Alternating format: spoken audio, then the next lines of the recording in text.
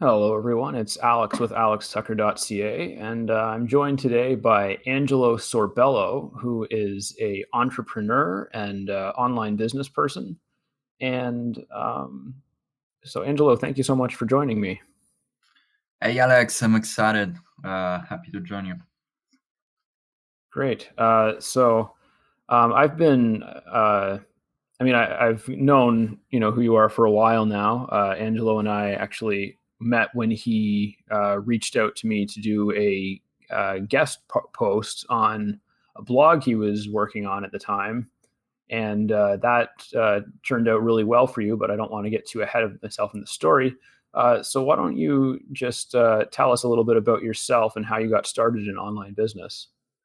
Sure. Yeah, we did collaborated, and I was very happy with the results. But yeah, we can talk about it later. I'm an online entrepreneur. I started very early in my business career. I was 13 years old, and I just really liked to write. And of course, I was a kid, so I wanted to write about video games. So I set up a blog with a friend back then, and no one was reading my stuff. So I got pretty angry about it, and I started searching all over the web about how to get visitors on your website. So I was a kid. It was early days. There wasn't even social media.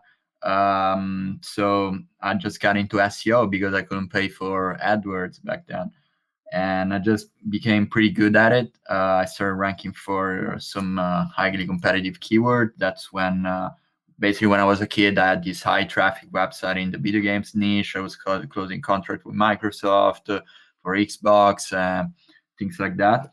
It was just very exciting. Made me discover that I like to write, but I don't like to do it as a job, and I prefer way more the business side of things. So that's basically like the first seed that started to started the game. What made me start? Wow, that's crazy. I mean, I knew that you got started at a very young age, but um, the fact that you were able to create like a high traffic SEO website at that age is it's pretty amazing. Was there anything that really like drove you to do that, other than just your passion for video games and writing? Um, Look, I'm a very rational person, but rationally I understand and I believe that some people are just very inclined to certain things, and I think some people are just born to be entrepreneurs, creators, people who start things. And I just always full with ideas, and was always full with ideas, and I just really enjoy it. It's my dream job that I do, and I'm very grateful to be able to do it still nowadays. Yeah, that's awesome. It's really cool that you discovered that so early. Um, so to kind of circle back to how you and I met. Angelo had a website called Astro Growth, and I ended up doing a guest article on it. And why don't you just tell us a little bit about Astro Growth? Sure, I started Astrogrowth right after I graduated college. So what happened is that in 2013, I sold my Italian website, because this website I'm Italian native, and this website, when I got started with SEO, they were Italian. For me, it was a lot of playing, but not really. I wasn't really serious into business because I didn't have anyone around me who was a successful digital entrepreneur that was doing anything online based, because I come from a small town in south of Italy, not really a tech hub or something like that. So it didn't even pass from my mind that you could make a lot of money out of it. So I started university. I got into a very good university with a scholarship. So I was happy. I was like, okay, let's get into this consulting career or investment banking and things like that. But I realized that it wasn't for me, and I wanted to be an entrepreneur. So, second, third year of college, around that, someone reached out to me and was an alumni of my university and told me, "Hey, why don't you I see that you have done some interesting things in the SEO space. Can you consult my own business? And I was like, yeah, sure. I never actually talked about starting anything consulting, or that was valuing what I was doing somehow. So that's when I started doing some consulting on the side. And Astrograph started as the main hub of my consulting team, because before it was my name and surname.com, but I think it actually kind of hard to pronounce for people, and I don't really like to be on the spotlight a lot. So I just started a brand, and it was Astrograph. So it started as a consulting. I actually realized that consulting, like agency stuff, it's interesting, it's very cool, and actually got back to doing it right now. But it wasn't what I wanted to do back then. I wanted to do something more like close to publishing, because it was always my passion. So I got more into affiliate and general content websites, which is a very thriving and exciting space not so many people know about. And yeah, basically I transmuted it into a content website which was reviewing software and all of this kind of stuff, which I'm very happy to write about all the time, because I like to try new things and marketing strategies and stuff. Yeah, it was. It's a very robust website. There's a lot of great articles on there. Um, so I want to ask you about the SEO in a minute. But other than search optimization, what were your main promotional strategies for Astro Growth?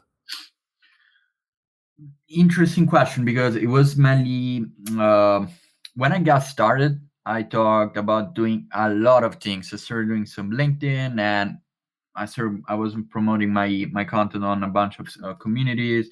I was doing a lot, but I realized pretty quickly that I had to double down on what was working on better, and that was bringing on things more predictably. Also, that's when I started to laser focus on SEO, and so SEO was the main thing. We did some growthhackers.com stuff, so I still kept doing some community, trying to get the best post to get viral, and it did work yet, but I was just using it mostly to support the SEO strategy. It was my idea was, let's get some outside traffic so that Google see that this website actually is trustworthy. So I was using more as a trust signal afterwards. But initially, I started doing a lot of things to see what was actually getting the most. The thing is, like, with this kind of website, you want to everyone does SEO primarily because it's predictable and it's scalable in a way. So yeah. Yeah, makes sense. Were there any particular SEO tactics that you found particularly effective? I don't see. Well, not particularly on this website. I have to be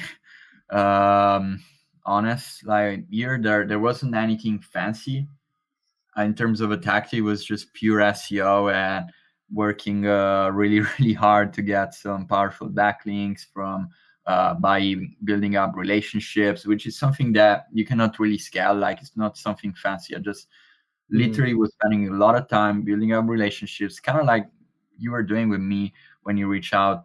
I know, actually, sorry, I reached out. What up, man? Sorry, I reached out to you, and then we managed to get the content published. I meant like you are doing right now with the podcast, and you reach out to me. Just a lot of this kind of stuff, building up relationships and see what was happening, trying to help other people, and if there was the opportunity, asking for a backlink. And that's how the website grew. And for the rest, just writing a lot of content. Not really any tactic, more like strategy. Like, tactic these days has a bad reputation because everyone is like, oh, fuck the tactics and the growth hacking. It's more all about strategies. I think tactics have a place, especially in SEO. I think every complete SEO should be able to even do some more quick things, even if nowadays basically there are no quick things in SEO. But yeah, you get. I think you get what I mean. Yeah. Um, yeah, absolutely. Did you do most of the writing yourself, or did you outsource any of it? Mostly myself, because I just really like to write about these topics. Mhm. And for the other website that I own, I almost don't write anything. Um, Actually, I don't write anything at all these days because I'm just not interested. I like the niches that I'm in with the other sites, but yeah, I'm just not interested in writing. That makes sense. Um, and so Astro Growth sold not that long ago on Flippa, right? Yep, yep. When you started it, did you kind of envision yourself selling it eventually, or was that like a surprise? No, I actually envisioned it. It was part of the plan. And how my company structured is that I don't really see it as um, like we do operator, but I see my business as a financial operation mostly, because I see every business that I'm running and every website, no matter how small it is, as an investment that I'm doing in a asset class, which is website or whatever. Like website investing finally is becoming a thing, and it's becoming bigger and bigger and more reputable compared to when I was a kid and I got started. So every business that I start, every website that you see me doing, it's created with the purpose of selling it one day. Mhm. I'm and it's just how I am. I like to. I was saying at the beginning, I like to start things. I don't think often I'm the best person to carry on with the ideas that I create. I'm very like I know that my strength lays on more on the initial kicking start kickstart things, rather than growing them afterwards. Not to say that I'm perhaps I could, but I never was really interested in it. Yeah, well, starting things is always really exciting, like when you get into a newer project, and there's always, I think, maybe a larger variety of stuff to do when you're starting something up. Um, so once you get into maintaining, then it's sort of the same stuff over and over again, right? Yeah, I mean, like I don't mean to say that my business life it's incredibly exciting because I basically do over and over the same things. It's just that I prefer to uh, keep for myself the stuff that I really like, and with the resources that I got from Mastergrowth and other stuff, I can outsource more of the things that I don't enjoy as much. But overall, like I divide the word, and I don't want to overgeneralize in this, but I divide the word into performers and creators, and so producers and performers, whatever. The performers are more the people that are happy to maintain it and grow it very very well. I'm talking like top managers, the executive team, and all these and all of these people. And the producers are more people who want to actually start a thing and all this stuff. And I think everyone is happy with doing whatever they want. Perhaps I'm wrong, but that's how I see things. No, it's a really interesting way of kind of classifying different types of people. I mean, there's so many different ways that you can say that. There's so many different ways that you could say, like, the world is made up of two different kinds of people, and everyone's kind of got one, but I've never heard that particular one before. So it's really interesting. You kind of hinted a little bit at it, or you mentioned that you're doing more consulting again now. Is that kind of what you're planning for 2021 and beyond? Yeah, I'm working very hard on it. My new SEO agency is called linkdelta.com. Um, S- Look, Alex, I feel like agency and consulting is something that makes me very happy. Of course, there are many frictions in the game, and like no one can deny the fact that doing pure content website is a lot of fun, way more fun than agency, because there are more. It's just more scalable and creative in a way. It's just that I was getting a lot of demand from friends of friends and people in my network for SEO services, people who trusted me. And I felt like it was cool to provide services back again. Um, and Lost my train of thought, but yeah, it's also very cool to diversify. That's also why I made it, because with Hmm. just pure content website, there are different cycles in the game. A content website takes a lot of time, relatively speaking, to rank. Like if you build it on a brand new, on a fresh domain, it takes like 6 months at least to get some decent results usually. Hmm. So there are these different cycles, and there is a lot of uncertainty with Google, uh, which I don't mean that if you do white hat things like everything clean, you get it's very hard that you get penalized. But I see it more and more that clean website get their traffic cut by Google because of whatever reason of trust or Hmm. just so it's just a matter for diversification for me and my business and having more resources to grow.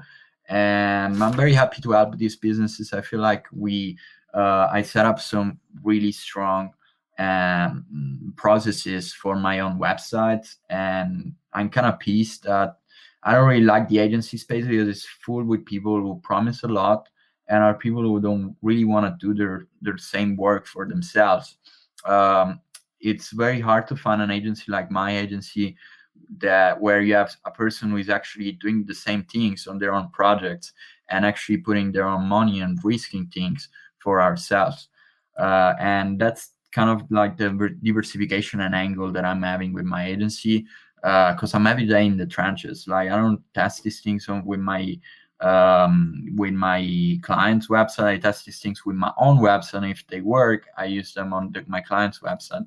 And it's just so cool to see results for these clients and seeing their business grow. Yeah, that's it. Oh, that's awesome. That's really good. And well, I really appreciate you taking the time to talk to me. Um, if anyone listening wants to connect with you, what would be the best way for them to do that? Through my website, the agency linkdelta.com. And yeah, there is an email there. If you reach out, someone will forward it to me or whatever. Awesome. So linkdelta.com. I'm going to check that out. Yeah. Um, and that's where you can find Angelo. So yeah, thank you again for taking the time to talk. I guess I'll let you go now, and you have a great rest of your weekend. You too, Alex. Thanks a lot for inviting me.